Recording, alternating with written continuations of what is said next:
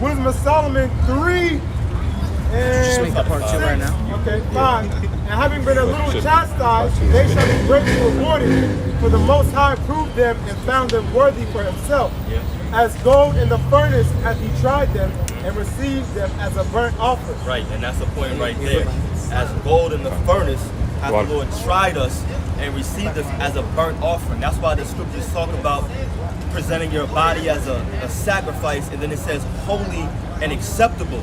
Because not just any sacrifice is going to be accepted. What happens with, what's his name? Am I thinking of Cain and Abel, right? Cain offered up that unrighteous sacrifice, and he knew what it was. He knew what the deal was, but he had the spirit of Esau Edom at that time. The spirit of the wicked, I would just say, inside of him. Then he got mad at his brother because his brother offered up the proper sacrifice.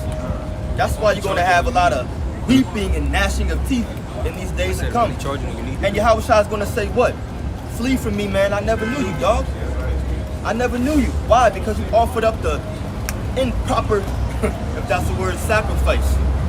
We might as well get that. Romans 12 and 12. Grab Matthew 10 real quick, because we touched on fear. 28.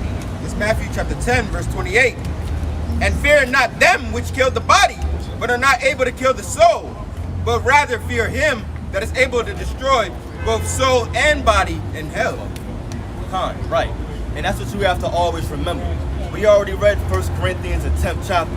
It's the Most High, verse 13. It's Yahweh Ba'ashem Yahushai that's putting you in these different predicaments. But you gotta remember that you have to fear the man that has control over that situation. You don't fear the person in front of you, because remember, it's more of them that be with us. Always remember that.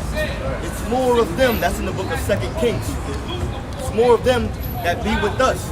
And you got to remember that the holy angels are protecting and watching over those that fear Yahweh Ba'ashem Yahushai, because a great insurrection surely is coming. Because the man you fear, Yahweh Ba'ashem Yahushai, can get you out of that situation. Now we can grab Isaiah 29 chapter, because that's what you call for. Quoted. Yeah, this is Isaiah chapter 29, verse 13.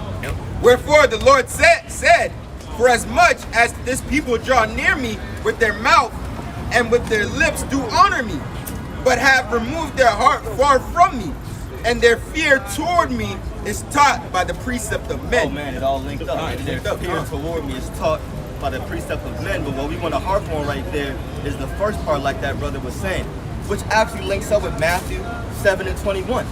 Not everyone that saith unto me, Lord, Lord, because just because you know the name of the Lord doesn't guarantee your salvation, believe it or not. And that sounds scary. Like, that sounds crazy to even think. Just because you know the name of Yahushai doesn't mean that guarantees your salvation. If that's the case, what proves that statement is, if that's the case, then what's the whole point of faith? What's the whole point of hope? You have to have faith and believe in something, right? So what's the point of works? Your deeds, right? Being done in truth and even in sincerity. So a lot of people are talking that talk, but it's going to come when the society crashes, when you don't have your job, when there's famine, when there's all hell out in the streets.